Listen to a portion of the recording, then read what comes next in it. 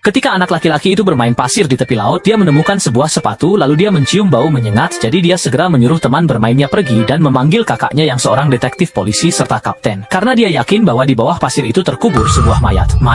Maka kapten pun melanjutkan menggali mengikuti sepatu itu. Dan benar saja di sana ditemukan sebuah mayat yang sudah sangat membusuk. Dia segera menyuruh kakak perempuan anak laki-laki itu menelepon kembali ke markas untuk mengumpulkan orang. Sementara anak laki-laki itu, berdasarkan tingkat pembusukan mayat dan perubahan suhu lingkungan, memperkirakan waktu kematian korban sekitar 1 bulan yang lalu.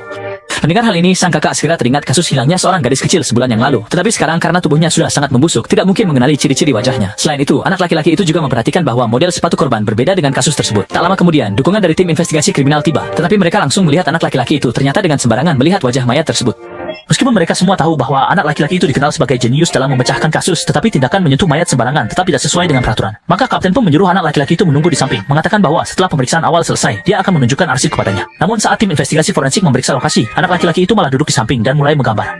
Tak lama kemudian, dia pun selesai menggambar potret korban. Selanjutnya, anak laki-laki itu mengingatkan mereka apakah merasa orang di gambar itu sangat familiar. Setelah mendengar itu, mereka langsung teringat pada gadis kecil yang hilang sebulan lalu, Luo Shanshan.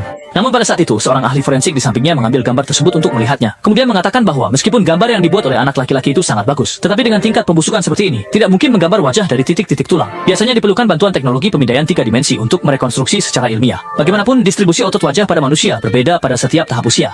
Mereka berpikir bahwa alasan anak laki-laki itu bisa menggambar potret dengan lancar, mungkin karena sebelumnya dia sudah melihat arsip Luo Shanshan, sehingga memiliki kesan awal. Maka dia menyatakan bahwa satu-satunya cara untuk segera mengonfirmasi identitas korban adalah dengan memotret sidik jari korban dan meminta pelukis dari kantor untuk menggambar sidik jari yang lengkap. Namun, sebelum dia selesai berbicara, anak laki-laki itu menyuruhnya membalik halaman untuk melihat. Balik halaman, ternyata anak laki-laki itu sudah menemukan bahwa sidik jari tangan kanan korban paling jelas, jadi dia langsung menggambarnya dengan kemampuan ingatannya yang tajam. Dan ahli forensik segera membawa gambar itu untuk dibandingkan, ternyata sidik jari di gambar itu persis sama dengan yang ada di tangan korban.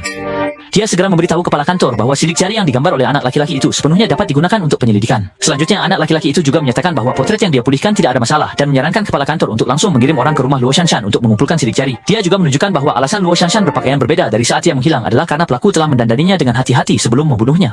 Ini menunjukkan bahwa mereka menghadapi seorang penjahat yang sangat kejam. Dan ada satu hal yang lebih menakutkan. Mendengar anak laki-laki itu berkata demikian, semua orang menahan napas. Segera tim investigasi kriminal memastikan melalui sidik jari bahwa korban adalah Luo Shanshan yang hilang sebulan lalu. Pada saat yang sama, ahli forensik juga memberikan laporan otopsi awal. Mereka tidak hanya mengumpulkan sampel DNA pelaku, tetapi juga menunjukkan bahwa luka mematikan pada korban berada di leher dan cara pelaku melakukan kejahatan sangatlah kejam.